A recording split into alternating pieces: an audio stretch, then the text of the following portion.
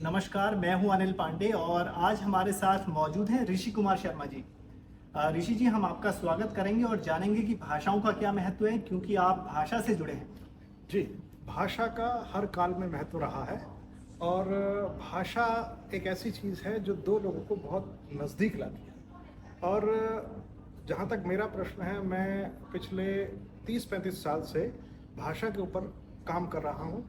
एक हिंदी भाषा के रूप में काम कर रहा हूँ कि हिंदी भाषा को कैसे आगे बढ़ाया जाए और कैसे हिंदी भाषा को दूसरे देशों में ले जाकर उनसे जोड़ा जाए। दूसरे देशों की भाषा से किस तरह से संचालित किया जाए, संचरित किया जाए और कम्युनिकेशन किया जाए। इस पे हमारा काम चल रहा है। और जहाँ तक शायद अनिल जी आपको पता होगा कि आज से लगभग 30-35 वर्ष पहले रेडियो बीजिंग हुआ करता था, है ना?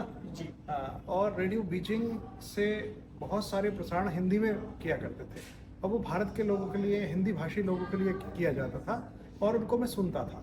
उन प्रसारणों से मुझे चीन के बारे में बहुत कुछ पता चलता था और उन प्रसारणों को जब मैं सुनता था तो हालांकि वो हिंदी भी चीन की थोड़े से एक्सटेंट में, यानी उसका प्रभाव में बोलते थे, लेकिन बिल्कुल समझ आता था और हम अपनी प्रतिक्रिया भी हम रेडियो स्टेशन को बीजिंग में भेजा करते थे जी। और वो उससे हमें चीन को समझने में, चीन को जानने में और चीन के बारे में पता करने में बहुत आसानी रहती थी। और हम फिर जैसा चीन में संस्कृति है, जैसा चीन में भाषा है, जैसे चीन में लोग रीति रिवाजों को अपनाते हैं, उसी तरह से हम बताते थे कि भारत में भी इस तरह से क्या क्या चीज़ें होती हैं, है ना? तो मैं आपको रोकूंगा। तो कुल मिलाकर आप चीन को बहुत पुराने समय से, बहुत लंबे समय से जानते हैं और रेडियो पीकिंग जो था वो आज का दौर हमारे पास, हम अब वीडियो के दौर में आ गए हैं, फेसबुक आ गया है, सोशल मीडिया का दौर आ गया है, तो हम भी बदल चुके हैं।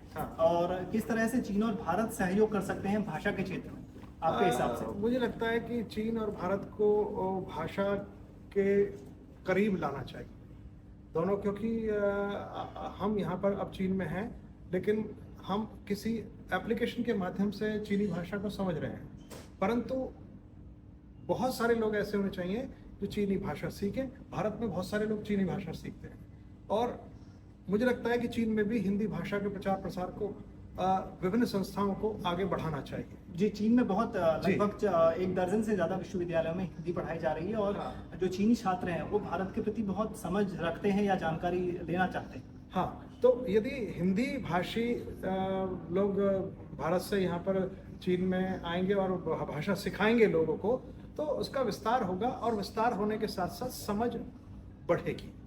जी। समझ का बढ़ना बहुत आवश्यक है और उच्चारण भी, है ना? हिंदी भाषा का हो या चाइनीज भाषा का उच्चारण हो, वो भी अपने आप में महत्वपूर्ण स्थान रखता है। और भाषाएं जब नज़दीक आती हैं या भाषाएं जब दो भाषाएं आपस में मिलती हैं, तो केवल भाषा नहीं होती, वो एक संस्कृति का जुड़ाव होता है। और ऐसे ही संस्कृति का जुड़ाव चीन के साथ भी होना चाहिए, जिससे चीन और भारत मैत्री के स्तर पर आगे बढ़ते रहे। जी बिल्कुल, जैसा कि हम जानते हैं कि चीन और भारत 2 प्राचीन सभ्यताएं हैं, दोनों की संस्कृति बहुत मिलती जुलती है। भाषा के प्रति प्रेम होना, अगर हम भाषा से एक दूसरे से जुड़ते हैं तो हमारे रिश्ते और मजबूत हो सकते हैं। ऋषि जी, आपने हमें समय दिया, इसके लिए आपका बहुत बहुत धन्यवाद। धन्यवाद। और मेरा आपसे निवेदन है कि मैंने चीन को देखा, चीन के लोग बहुत अच्छे हैं और चीन के लोग बहुत ही व्यवहार कुशल हैं और चीन में हमारा बहुत स्वागत हुआ। हर व्यक्ति हमारी मदद करने के लिए तैयार था और हमने चीन के बहुत सारे यहाँ पर पर्यटन स्थल देखे। हमें कोई समस्या नहीं हुई, हम बहुत आनंद का अनुभव कर रहे हैं। जी धन्यवाद।